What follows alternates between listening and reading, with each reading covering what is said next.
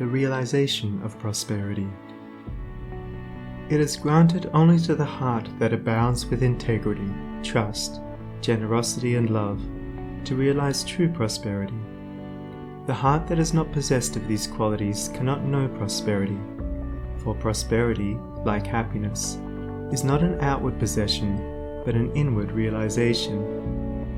The greedy man may become a millionaire, but he will always be wretched, and mean, and poor, and will even consider himself outwardly poor, so long as there is a man in the world who is richer than himself, whilst the upright, the open-handed and loving will realize a full and rich prosperity, even though their outward possessions may be small.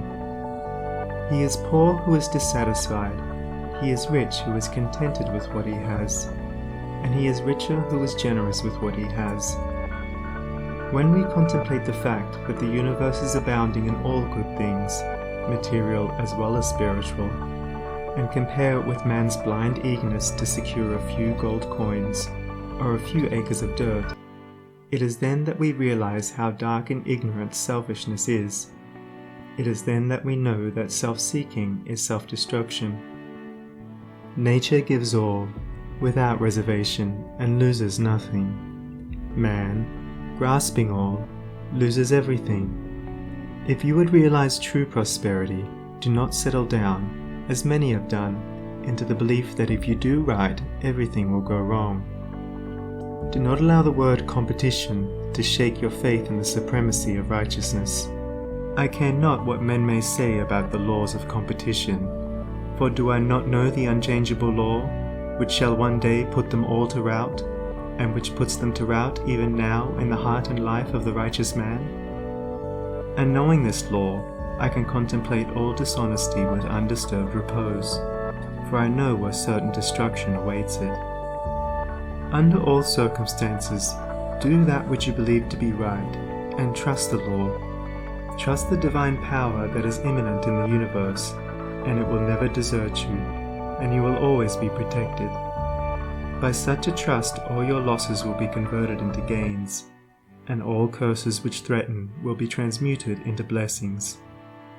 Never let go of integrity, generosity, and love, for these, coupled with energy, will lift you into the truly prosperous state. Do not believe the world when it tells you that you must attend to number one first, and to others afterwards. To do this is to not think of others at all, but only of one's own comforts.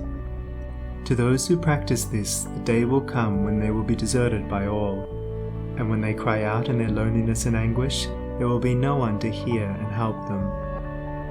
To consider oneself before all others is to cramp and warp and hinder every noble and divine impulse. Let your soul expand. Let your heart reach out to others in loving and generous warmth, and great and lasting will be your joy, and all prosperity will come to you. Those who have wandered from the highway of righteousness guard themselves against competition. Those who always pursue the right need not to trouble about such defense. This is no empty statement. There are men today who, by the power of integrity and faith, have defied all competition, and who, without swerving in the least from their methods, when competed with, have risen steadily into prosperity, whilst those who tried to undermine them have fallen back defeated.